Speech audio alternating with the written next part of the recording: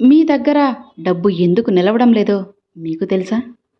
అసలు మీ వద్ద డబ్బు అనేది ఎందుకు అస్సలు ఆగడం లేదు? మీరు ఎంత సంపాదిస్తున్నారో కాదు, ఎంత నిలుపుకుంటున్నారు అన్నదే ఇక్కడ అసలైన ప్రశ్న.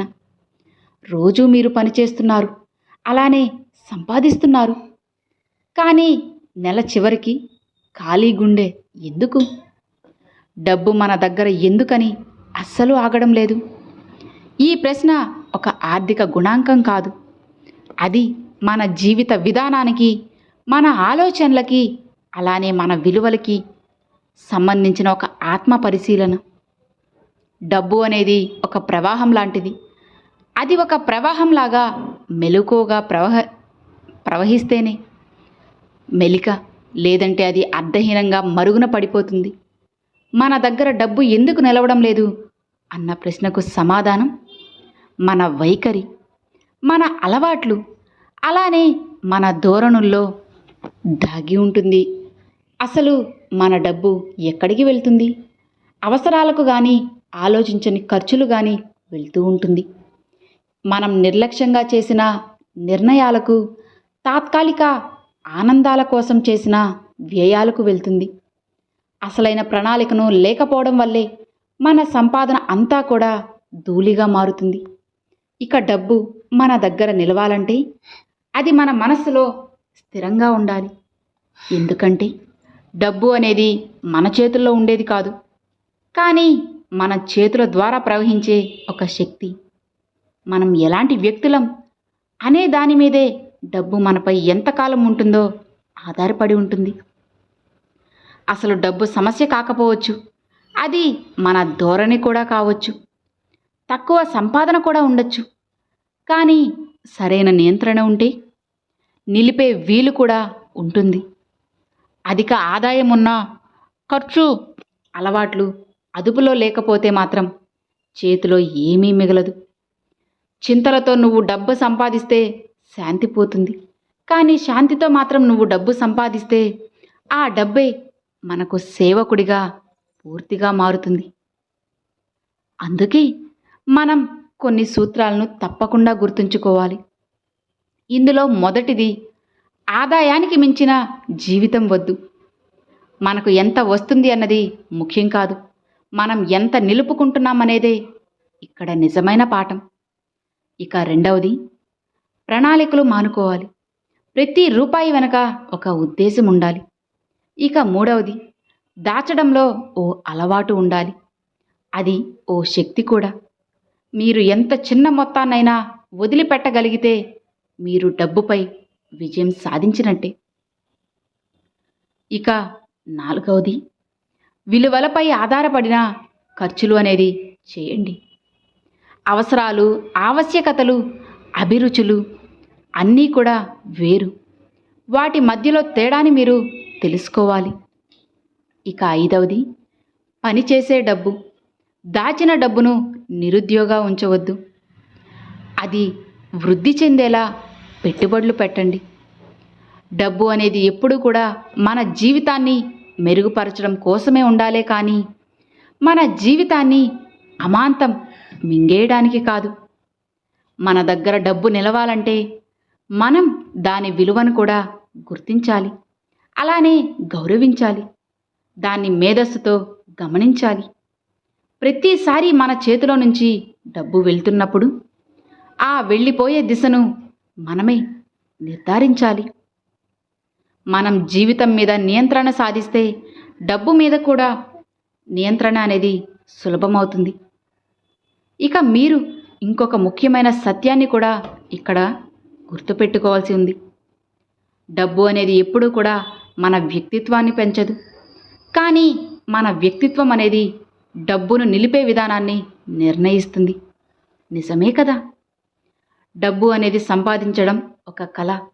డబ్బు సంపాదించడం అంత సులభమైన పని అస్సలు కాదు. ఇది కేవలం శ్రమతో మాత్రమే సాధ్యపడదు. దీనికి సరైన దిశ, అలానే జ్ఞానం, దూరదృష్టి, అలానే మానసిక శక్తి ఇవన్నీ ఎంతో అవసరం. డబ్బులు సంపాదించడం ఒక కళ అన్న మాట దానిలో ఎంతో లోతైన అర్థం అనేది దాగి ఉంది. మనం సంగీతాన్ని నేర్చుకోవాలంటే పాఠాలు, సాధన అవసరమైనట్లే డబ్బు సంపాదించాలన్నా సరే సాధన అనేది ఎంతో అవసరమే. ఇది కూడా ఒక శాస్త్రంతో కూడిన నైపుణ్యం. మొదటిగా మనకు కావాల్సింది దృష్టికోణం. మనం డబ్బుని అసలు ఎలా చూస్తున్నాం అన్న దానిపైనే మన ఆర్థిక భవిష్యత్తు అనేది ఆధారపడి ఉంటుంది. డబ్బు అంటే కేవలం ఖర్చు చేసేందుకు కాదు, అది మన భద్రత, మన ఆత్మవిశ్వాసం, మన స్వతంత్రత. ఈ స్పష్టత కలిగి ఉన్నవారే డబ్బుని లక్ష్యంగా కాక సాధనంగా భావించి ఖచ్చితంగా ముందుకు సాగుతారు. ఇక రెండవది, అవకాశాలను గమనించే నైపుణ్యం కలిగి ఉండటం. డబ్బుని సంపాదించడంలో ఇది ఎంతో కీలకం. ప్రతి సమస్యలో కూడా ఒక అవకాశాన్ని గమనించగలగడం ఒక కళగా ఉంటుంది. ఇక ఈ కళను అభివృద్ధి చేసుకోవాలంటే ప్రపంచాన్ని మనం ఎలా చూస్తున్నామో ఆ దృష్టికోణాన్ని మార్చుకోవాలి. చిన్న చిన్న వ్యాపారాల నుంచి పెద్ద పెద్ద వాణిజ్య వ్యవహారాల వరకు ప్రతి చోట కూడా డబ్బు ఉంది. ఇక దాన్ని గమనించి ఆ దిశగా అడుగులు వేయడం మన చేతుల్లోనే ఉంటుంది. ఇక మూడవది, సమయపు విలువ. ఇది డబ్బుని సంపాదించడంలో మరో కీలక అంశం. ప్రతి నిమిషాన్ని కూడా ఉపయోగించుకోగలిగిన వారే కదా జీవితంలో ముందుకు వెళ్ళగలరు. నిర్దేశించుకున్న లక్ష్యం వైపు సమయాన్ని ప్రణాళికాబద్ధంగా వినియోగించిన వారే కదా నిలకడగా సంపాదించగలరు. నిజమే కదా. ఇక నాలుగవది, సంస్కారం. ఇక ఇది కూడా డబ్బుని సంపాదించడంలో ఒక ముఖ్యమైన పాత్రను ఖచ్చితంగా పోషిస్తుంది. క్రమశిక్షణ, పట్టుదల, ఆత్మవిశ్వాసం, వృద్ధి పట్ల ఆసక్తి ఇవన్నీ కలిసినప్పుడు మనం ఒక సంపత్తిని సృష్టించగలుగుతాం. ఒక వ్యాపారవేత్త అయినా, ఉద్యోగి అయినా, అలానే కళాకారుడైనా, ఇలా ఏ రంగంలోనైనా సరే ఈ విలువలు ఉంటేనే ఆర్థిక స్వావలంబనం సాధ్యమవుతుంది. ఇక శిక్షణ, అలానే నిరంతర అభ్యాసం, ఇవి డబ్బుని మనం సంపాదించడంలో వెన్నెముక లాంటివి. ఇక కొత్త విషయాలు నువ్వు తెలుసుకోవడం, విఫలతల నుంచి నేర్చుకోవడం, అలానే కొత్త కొత్త మార్గాలను నువ్వు అన్వేషించడం, ఇవన్నీ కూడా కలిసి మన ఆర్థిక విజ్ఞానాన్ని ఎంతగానో రెట్టింపు చేస్తాయి. ఇక అవసరమైన సమయాల్లో సాహసం చేయగలగడం కూడా ఈ కళలో భాగమే. ఇక నువ్వు డబ్బు సంపాదించాలంటే కొన్ని సాహసాలు ఖచ్చితంగా చేయాల్సి ఉంటుంది. కానీ అవి బుద్ధితో, పరిశీలనతో, సమాచారం ఆధారంగా తీసుకున్న నిర్ణయాలు కావాలి. బలహీనతలు తెలిసినప్పుడు వాటిని దాటుకొని ముందుకి సాగడమే కదా నిజమైన సాహసం అంటే. చివరిగా డబ్బుని సంపాదించడం ఒక యాత్ర. ఇది ఒకరోజు వ్యవహారమో లేదా ఒక్కసారిగా జరిగే అద్భుతమో కాదు. ఇది దీర్ఘకాలిక ప్రణాళిక, అలానే పట్టుదల, అలానే సరైన దిశలో జరిగిన శ్రమ యొక్క ఫలితం. ఈ యాత్రలో ప్రతి అడుగు కూడా ఒక కళే. దాన్ని నేర్చుకోవాలి, పటుత్వం కలిగి ఉండాలి, వినమ్రతతో అభివృద్ధి చెందాలి. డబ్బు అనేది మన లక్ష్యం కాదు, మనకున్న విలువల యొక్క ప్రతిఫలమే.